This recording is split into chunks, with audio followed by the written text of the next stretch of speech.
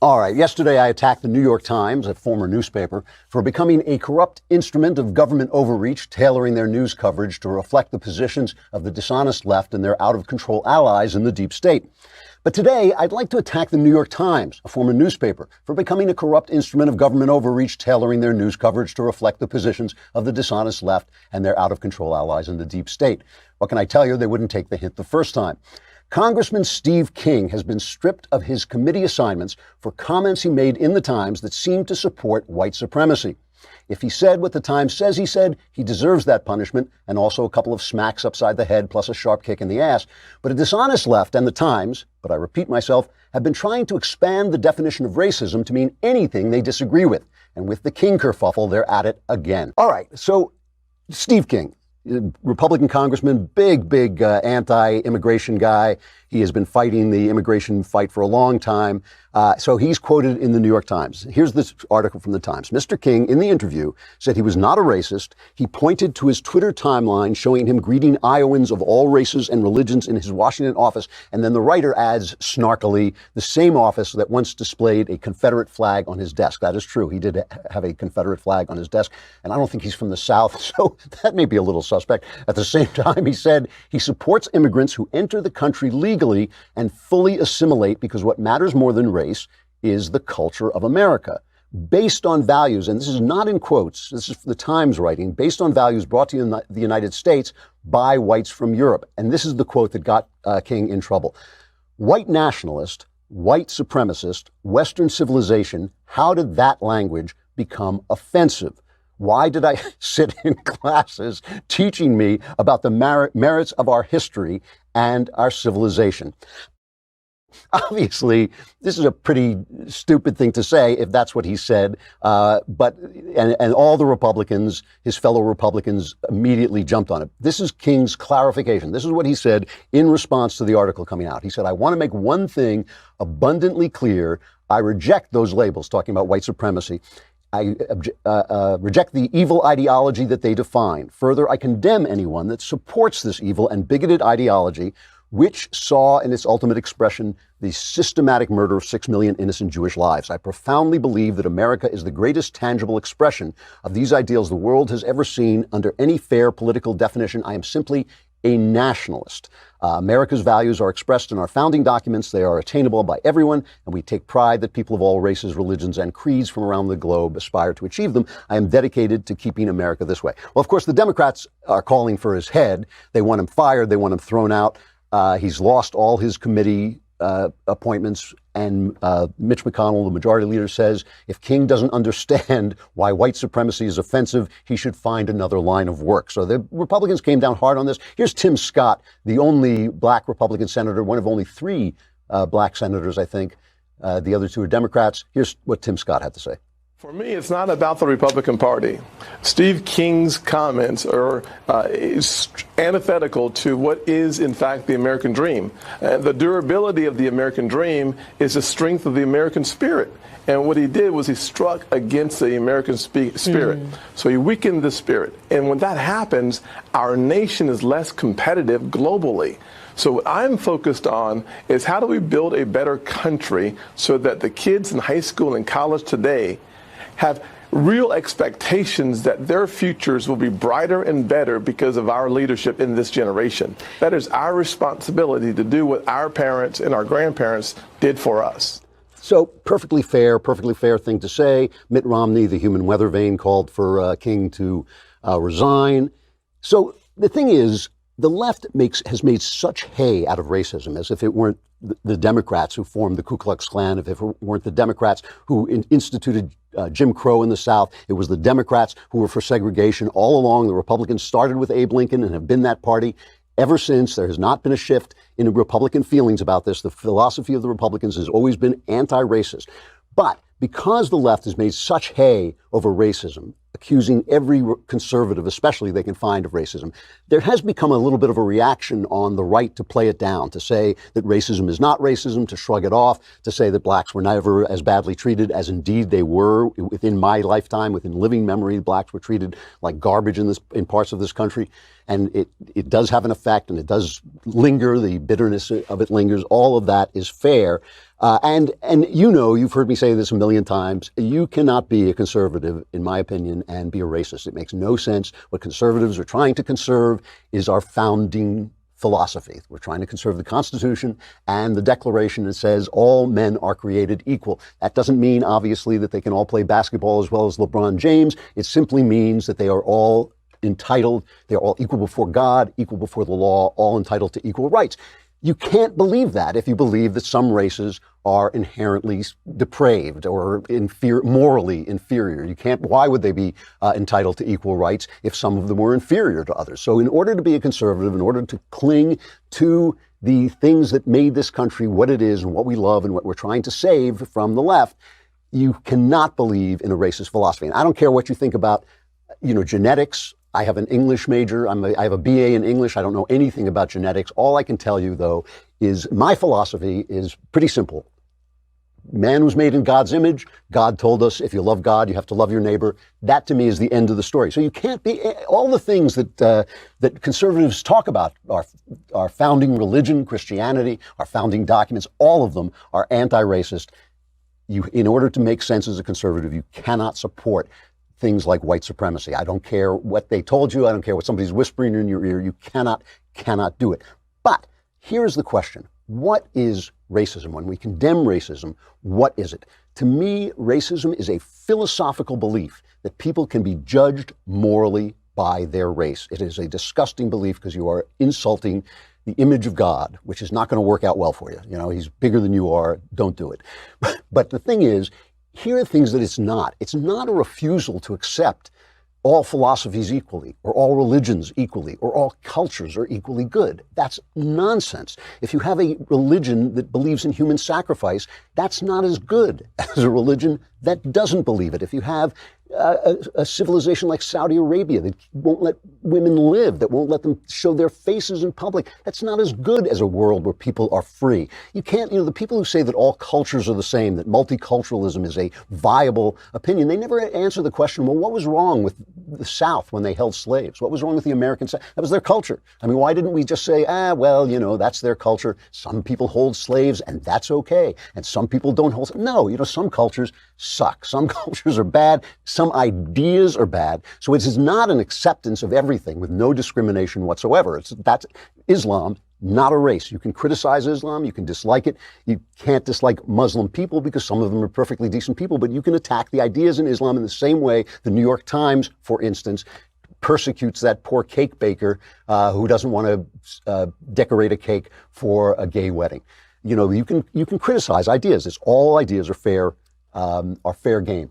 The other thing that racism isn't, it is not the little human glitches that we all have that come from our innate tribalism. Things that we react to, that we like our people who look like us more than people who don't look like us. These are just little glitches in the human system that all of us can overcome with a little bit of work. So all these things that racism is not. It is not an occasional insensitive or stupid remark. We all make mistakes. It's none of these things. But this is the problem with the leftist approach to racism. They think they have got us on the rope. It is one of the worst things you can call an American, to call him a racist. It can destroy your career. It can destroy your reputation. And so they use it all the time. Here's an example. Here's Kirsten Gillibrand basically tarring the entire Republican Party, and especially Trump, with Steve King's remarks. Trump was asked about King's remarks and he shrugged it off. He said, I'm not following this story. And here's Kirsten Gillibrand on CNN. Here's Kirsten Powers, sorry. All those Kirstens look alike to me. It's Kirsten Powers reacting to that. Whenever he's given an opportunity to condemn racism, he chooses not to, or he does the both sides, find people on both sides, or he, during the campaign, when the alt-right was, saying all sorts of things and being a huge supporter of his, and he just declined to condemn them. And he doesn't condemn them because I think one of the questions that we should all be asking when we're talking about Steve King is really, what's the difference between him and Donald Trump? There's not that much difference. I think that Steve King has been like this for a long time. You could ask the Republican Party why they're now deciding that he's a problem. Have they evolved, or are they just under pressure? Because he's been talking about, undocumented immigrants like they're animals. He talked about putting an electrified fence on the border, saying that this is how we control livestock, so comparing them to livestock. So, this is a much bigger problem for the Republican Party than just a few comments. See, this is what they always do. And the Times does this too, by the way. They are selling Steve King as the prototype for Trump's border comments. Trump's been saying the same thing about the border for as long as I can remember. So there's nothing new about it. I'm sure he didn't get it from Steve King. I'm sure it's his own opinion. And it's a problem. We have a problem at the border. Everybody knows it. People are flooding in. They can flood in. The Democrats want nothing. Even the stuff that they're suggesting would not keep people out. I don't know if a wall would help, but it sure seems to help. It sure seemed to help in Israel. It sure seems to help outside Nancy Pelosi's huge Napa Valley estate. So, walls tend to work, but that's not the point. The point is there obviously is a problem at the border. It is not inherently racist to say so. And Kirsten Powers is doing what Bill Clinton used to do, what Joe Biden did. She's tarring the entire Republican Party and all conservatives with the idea of racism. It's just extending that idea to touch anything they disagree with, basically. Steve Scalise had a really good point about this. He was challenged by George Stephanopoulos about this, and he had a perfectly valid point saying that the racism goes both ways. Well, you've seen all of our House leaders, from Kevin McCarthy, myself, Liz Cheney, rejecting what Steve King said, pushing back and calling on him to come back and denounce it. I would recommend that Steve King go and read the op-ed by our colleague, Senator Tim Scott, which was very poignant. I will say, George, as they talk about Steve King on the Democrat side, we've pushed back against his comments. There have been many Democrats who have said not only highly offensive things, align themselves with anti-Semites, have called on physical violence. They haven't pushed back on any of that language. We've got to raise the bar on civility, George. We need to call it out on the Republican side and the Democrat side. I've been willing to call it out on both. It's time those Democrat leaders you just mentioned call it out when it happens on their side as well. What he's talking about there is the Black Caucus, the Democrat Black Caucus, which has been it's been like this with Louis Farrakhan, who is a raging Jew hater, and they never have to apologize for it. They never have to say anything about it. And they dither and they say, oh, well, it's a black thing. You wouldn't understand. This is a little bit off the subject, but it is really worth looking at because it's just a great piece of video. Tamika Mallory was on The View. Tamika Mallory is one of the co-founders of the Women's March, and the Women's March is coming apart at the seams because there is so much anti-Semitism at the top, and it comes from some of the black leaders, and it comes from some of the Muslim leaders, and it has just spread throughout. And a lot of the women are saying, this was supposed to be arguing for rights for women. What is all this anti-Semitism doing here? So Tamika Mallory is questioned on The View about the fact that she tweeted a picture of her with her arm around Louis Farrakhan, and she called him a goat, which means the greatest of all time. And she's questioned about this, and she makes an excuse for it, and Meghan McCain unloads on her. It is a beautiful thing to watch. Without Meghan McCain, The View would be unwatchable. It's kind of unwatchable anyway, but this is a great moment. And listen to where the applause comes. I didn't call him the greatest of all time because of his rhetoric. I called him the greatest of all time because of what he's done in black communities. And I think that, let me just interject really quickly. I would never be comfortable supporting someone who called, I'm not anti-Semite and I'm anti-termite. It's the wicked Jews, the false Jews that are promoting lesbianism, homosexuality. I actually spoke with the journalist from Tablet magazine who released an investigation report on your organization. And in part, they alleged that there is a lot of anti-Semitism surrounding this march. Specifically, the report alleged that you, Tamika, and co-founder Carmen Perez asserted that, quote, Jewish people had a history of exploiting black people and were proven to be leaders of the American slave trade. Now, a lot of people, by a lot of people I include me in this, think that you're using your organization as anti-Semitism masked in activism and that you're using identity politics to shield yourself from critiques. You're talking about all women being invited to that march. I'm pro-life. We were not invited. We were not allowed at that march right there. I'm a conservative woman. I also represent, if you're talking about women, you should be talking about all women, including Jewish women as well, and conservative women. Well, Megyn, What I love about these shows is that people will applaud for anything that is spoken with passion. They applauded for Tamika Mallory when she defended Louis Farrakhan, and then Meghan McCain just turned her to ashes and dust, and they applauded for that. You could go on TV, Bill Maher's show, The View. You could go and just say, we need to build gas chambers in this country. Everybody, yeah. This is what I hate about Alexandria Ocasio-Cortez, is that she just thinks that if she says these things with passion and with a kind of idealistic gleam in her eye, everybody will follow her. And unfortunately, she may be right. All right. I have to get to the New York Times because this is the crux of the matter. The New York Times, a former newspaper, runs a story this morning called A History of Steve King's Racist Remarks. I want to make this clear first. I'm not defending Steve King. I believe Steve King has crossed a line in his own thinking. Not about, I don't know what he said to the Times. I don't know if he was misquoted. I don't know if he was misquoted out of context. I'm talking about my impression of Steve King. I think he started out as a devoted to the cause of securing the border. And I think he has moved into Steve Bannon territory with this idea of, cultures invading us and foreign cultures invading us. And I think he's made a mistake. And I will get to what I think that mistake is later. So I'm not defending Steve King. I just want to read portions of this. This is a history of Steve King's racist remarks in the New York Times. And some of them that I'm not going to read, some of them did strike me as kind of suspect. But here are the ones I want to highlight. Mr. King in the Iowa State Senate files a bill requiring schools teach that the United States is the unchallenged greatest nation in the world and that it has derived its strength from Christianity, free enterprise, capitalism, and Western civilization. Aside from the greatest nation in the world, which obviously is an opinion, all of that is true. That's not a racist statement. Mr. King is the chief sponsor of a law making English the official language of Iowa. Most countries have a central language. We have a problem because all those languages come from countries that they're named after. English is called English because it comes from England. French is called French because it comes from France. We are an English-speaking country that is not a racist. I don't particularly care whether this is an English-speaking country. I think we could have multi-languages, but it's not a racist comment. Mr. King defends a tweet that we're watching as Western civilization is shrinking in the face of the massive epic migration that is pouring into Europe. King has been a big supporter of guys like Geert Wilders who attack the massive Muslim immigration into Europe, which has caused massive problems. Geert Wilders, remember, is not an American. He is not responsible to American values. He's Dutch. He's trying to protect his country from what he thinks is destroying its culture. King has supported him. Again, Islam is not a race. Islam is a philosophy. You can criticize it. You can attack it. You can dislike it. Not the people, but you can dislike the philosophy. But here's the one that really gets to me, where he says, King said to the Washington Post, this is recorded by the Times as a racist statement, the idea of multiculturalism, that every culture is equal, that's not objectively true. We've been fed that information for the past 25 years, and we're not going to become a greater nation if we continue to do that. That is the literal truth.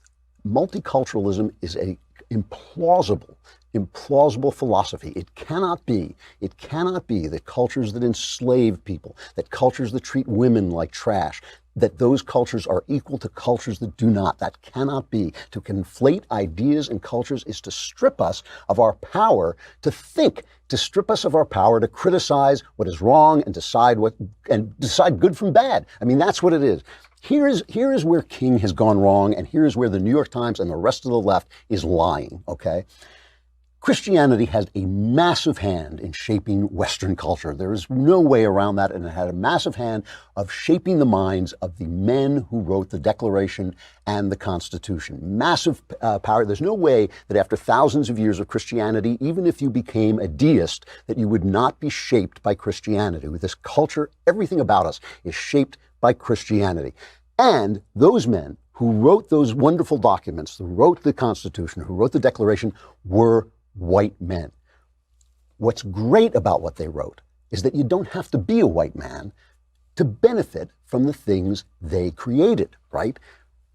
Christianity, remember, in Christ, there is no Jew or Greek. There's no white or black. There's not even male or female. In Christ, everybody is equal. And again, if all men are created equal, that includes everybody. What these white Christian men created was a philosophy that could include everybody. That's why I'm always saying we should thank Christian white men. We shouldn't be picking on them. We should say, hey, thank you very much for creating this wonderful thing that we all can share in. What you can't say, though, what you cannot say is that philosophy, that inclusive, philosophy, that magnificent philosophy, is destroyed by letting other people in. That's why it's there. That's where King has gone wrong. That's where I think Steve Bannon makes a mistake. That's where I think Geert Wilders may have crossed the line. I heard Geert Wilders speak. He has a lot of interesting things to say about Islam, but he wants to shut down mosques. And when you say that in America, it just doesn't fly because we allow all religions to be free. That, too, is in the Constitution, written by these Christian white men. This is where King goes wrong, but it's also where the Times is lying when they tell us